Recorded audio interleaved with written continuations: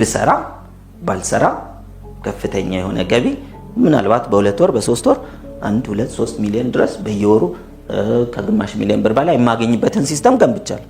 2 ዓመት ሆኖኛል። ባለፉት 2 ዓመታት ለገንዘብ ብዬ ከቤት የወጣሁበትን ቀን አላስታውስም። ወስኛል ከዛ ለመውጣት። ሰዎች በዝቅታ ህይወት ውስጥ የሚኖሩት ወስነው ነው። የተቸገረን ሰው አምጡና ጎዳና ላይ ያለን ሰው አምጡት። ከቤት ተቸግሬ ነው የወጣሁት ለመለወጥ ፈልጋለሁ አይልም። አሁን ማወራችሁ ከ18 ዓመት በታች ያሉትን አይደል? ከዛ በላይ ሆኖ እኮ ነው ማሰብ የሚችለው ማለት። ለመለወጥ ፈቃድ ከሌለው አንድ ሰው ሂሳቡ ነው። ፈጣሪ በአምሳያው ይሰራን እሱ ጋር መንፈስ። ስለዚህ መንፈስ ጋር ጠንካራ ነን ሲባል የኛ አይደለም ስጦታ ነው አይደል? ስለዚህ በመንፈስ ጠንካራ ነን፣ በስጋ ደካማ ነን። ስለ ደካማ ነን። አዎ ደካማነት ማወቅ ያስፈልጋል። ይሄ ስጋ ደካማነታችን የሚታወቀው አሁን ዛሬ እዚህ ጋር ናችሁ አይደል? ቤት ግን አይደላችሁም። ደካማ ናችሁ። 2 ቦታ መሆን አይቻልም። በመንፈስ ግን ቦታና ምን ይገድባል? መንፈስን አይገድበውም። ወደዛ ከፍታ ማደግ አለብን። በመንፈሳችን መኖር አለብን። ያንን ለመኖር ለዚህ ነው ለራሳችን ያለን ግምት ዝቅ ያለ ከሆነ የምናገኘው ውጤት ምንድነው? ያው ደካማ ስጋ የያዝኩኝ ዘላለማዊ ነፍስ ደግሞ የያዝኩኝ ሰው ነኝ። ስለዚህ ለራሳችን ያለን ግምት በዚያ ልክ ከፍ ይበል። ሰልፍ ኤፊካሲ እና ሰልፍ ኢስቲም አንድ ላይ ለራሳችን ያለን ግምትና ምን በስራችን በህይወታችን ያለን ውጤት ፕሮዳክቲቪቲ ሁለቱ አንድ ላይ ሰልፍ ኮንፊደንስ ይሰጣል። ለምን በህይወት ውጤታችሁ ዝቅ ሲል ኮንፊደንሳችሁ ላይ ምን አይነት ችግር ይፈጥራል? ዝቅ ያደርጋል አያደርግም? አሁን ልብ ብላችሁ አዳምጡ። ሐሳባችሁ ውስጥ የማትፈልጉት የማይጠቅማችሁ ዝቅ የሚያደርግ ኮንፊደንስን የሚያዋርድ ወይም ደግሞ ያላችሁን ውጤት ለክቶ አንተ እኮ እንደዚህ ነህ ሲያቸው ግድ የለም ነገ መቀየር ይችላል የሚለውን ተስፋ ሐሳብ ስታመጡ ስሜታችሁ ወዲያው ነው የሚቀየረው። አሁን እንዲህ ለማድረግ ወስኑ። ትግሉ የሐሳብ ነው፣ ጦርነቱ የስሜት ነው። በስሜት ውጤታችሁን አምጥቶ ጭንቅላታችሁ አንተ እኮ እንዲህ አይነት ውጤት ያለ እንዲህ አይነት ስህተት የሰራ እንደዚህ አይነት ችግር ውስጥ የገባ እንደዚህ አይነት ዝቅታ ውስጥ ያለ ሰው ያለሽ ሰው ብሎ ሲናገር ሐሳብ ሆን ብላችሁ ዛሬ ያለኝ እንደዚህ ሊሆን ይችላል ነገር ግን ነገ እንዲህ ይሆናል ብላችሁ እናንተም ያችኑ ስንቅ እያደረጋችሁ የምትፈልጉትን ከፍታ አውሩበት። በቃ ተረት ይሆናል። ያ ጊዜ ተረት ሆኖ በገንዘብ መቸገር የሚባል ሜቢ 1 ዓመት ከ7 ወር ከ5 ወር ሜቢ 2 ዓመት 2 ዓመት ተቸግሬያለሁ። ከ2 ዓመት በኋላ ግን አሁን ማውራችሁ የምሬን ነው። አንዱ ህልሜ የምንንም ነገር ዋጋ ማወቅ አልፈልግም። የምንንም ነገር ዋጋ ማወቅ አልፈልግም። ሽንኩርት ምናምን አይደለም፣ ቴሌቪዥን ምናምን አይደለም፣ ምንም የምንንም ነገር አልፈልግም። የት ሬስቶራንት ስንት ብር ነው መብያው የሚባለውን ዋጋ ማወቅ አልፈልግም። ለምን? እኔ የምፈልገው ዕቃውን ነው የሚገዛው። ከፍ ይበል ዝቅ ይበል መግዛት መቻል አለብኝ። ለዛ ደግሞ ሲስተም መገንባት አለብኝ። ሲስተም ነው የገነባሁት 10 ምናምን ዓመት። እድሜ 45 ሲሆን ለገንዘብ መስራት አቆማለሁ ብዬ ወስኛለሁ። 47 ነው። 2 ዓመት ሆኖኛል። ባለፉት 2 ዓመታት ለገንዘብ ብዬ ከቤት የወጣሁበትን ቀን አላስታውስም። ብሰራ ባልሰራ ከፍተኛ የሆነ ገቢ ምናልባት በ2 ወር በ3 ወር 1 2 3 ሚሊዮን ድረስ በየወሩ ከግማሽ ሚሊዮን ብር በላይ የማገኝበትን ሲስተም ገንብቻለሁ።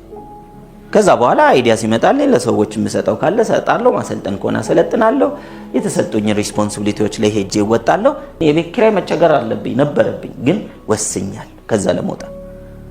ሰዎች በዝቅታ ህይወት ውስጥ የሚኖሩት ወስነው ነው። ማን በህይወቱ መለወጥ የማይፈልጋል አትበሉኝ። ማንም ይፈልጋል።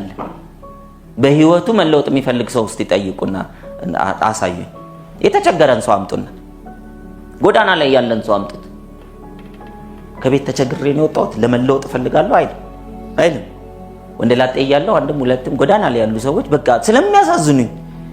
ስለሚያሳዝኑኝ እቤት አምጥቼ አብረውኝ እንዲኖር አድርጌያለሁ።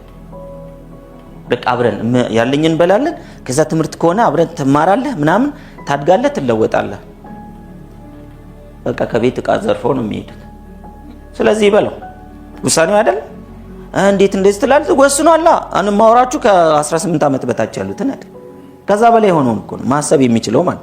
ለመለወጥ ፈቃድ ከሌለው አንድ ሰው ሂሳቡ ነው። እንትን አትበሉ። ብዙ ኢትዮጵያ ውስጥ ይሄ እንደዚህ አይነት ቃል የተለመደ አይደለም። በማህበረሰብ ውስጥ ያለው ችግርና ምናምን በድህነት ምናምን ለመረዳት ይፈልጋል ወይ? አንተ ልትረዳው የምትፈልገው ሰው ብዙዎች አይፈልጉም። ለምን? ያው በወር ለ3 ቀን እኮ የተለያየ ቦታ ላይ እየሄደን ሰዎችን ከችግራቸው የሚያወጣ ታንጀብል የሆነ ህሊናቸው እንዴት እንደሚሰራ ታክቲካል ነገር እናስተምራለን። መጀመሪያ ላይ ሰዎች ይመጣሉ፣ ከዛ በኋላ አይመጡ።